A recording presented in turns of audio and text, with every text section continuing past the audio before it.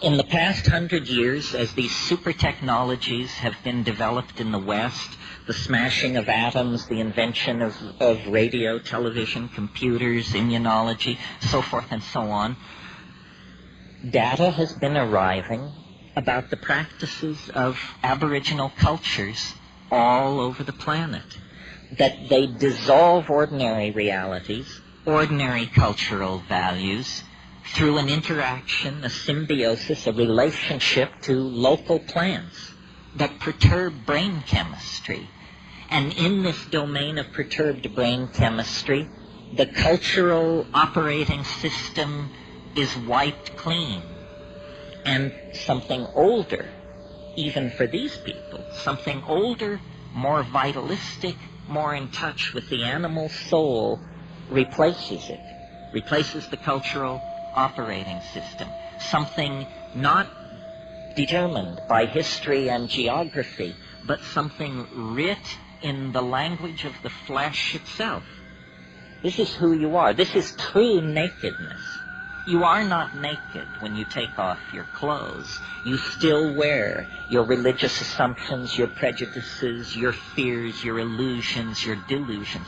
When you shed the cultural operating system, then essentially you stand naked before the inspection of your own psyche. Desmond Morris called it the naked ape.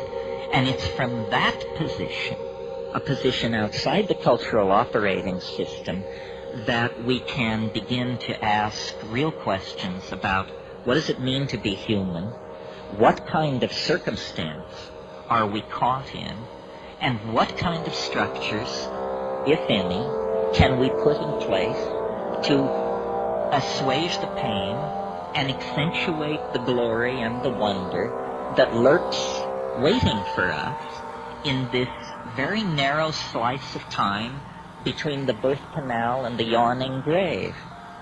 In other words, we have to return to first premises.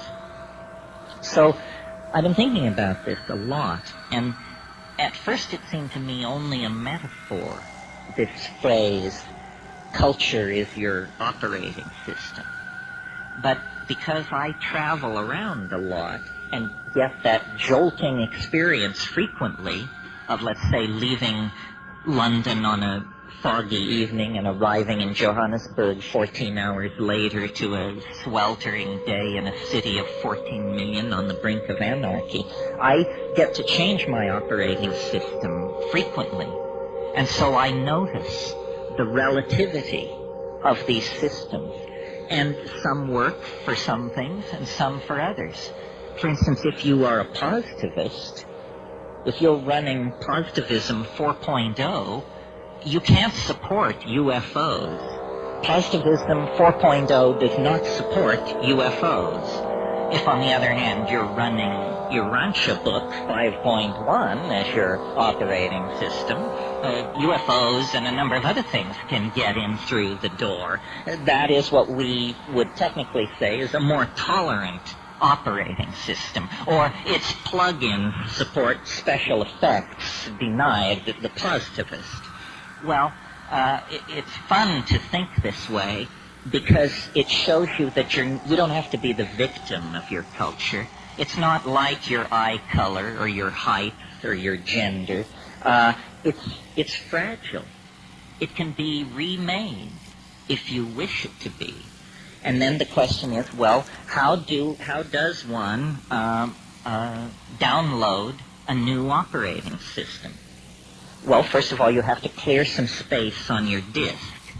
The best way to do this is probably with a pharmacological agent.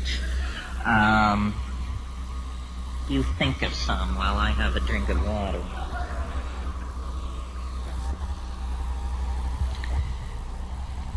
Psilocybin is an excellent disk cleaner.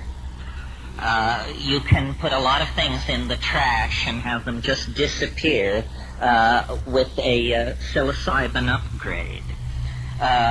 Other pharmacological agents that will clear your disk are ayahuasca. And of course, these are gentle clearings of the disk, which take 5, 6, 7 hours. If you're in a hurry to dump that old data and leap right into the new operating system, click on the button marked dimethyltryptamine. A compressed disk erasure will immediately be downloaded, unstuffed, bin-hexed, implemented, installed, run, and you will find yourself with an entirely different head. Now, shamans have always known, though they may not have used the kind of language I'm using here, shamans have always known this trick. What trick? It has two facets. First of all, that culture is an operating system. That's all it is. And that the operating system can be wiped out and replaced by something else.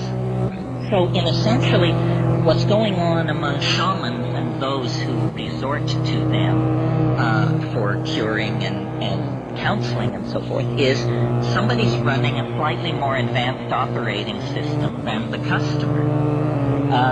The shaman is in possession of certain facts about plants, about animals, about healing, about human psychology, about the local geography, about mojo of many different sorts that the client is not aware of. The client is running culture light.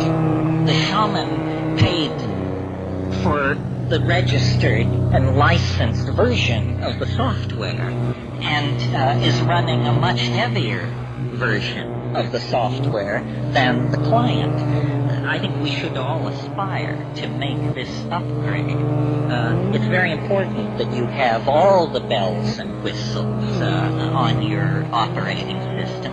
Otherwise, somebody is going to be able to get a leg up on you.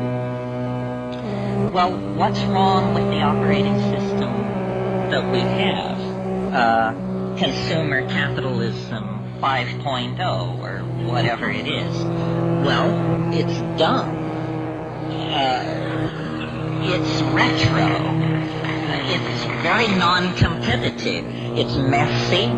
It wastes the environment. It wastes human resources. It's inefficient. It runs on stereotypes. It runs on a low sampling rate, which is what creates stereotypes. Low sample rates make everybody appear alike, when in fact the glory is in everyone's differences.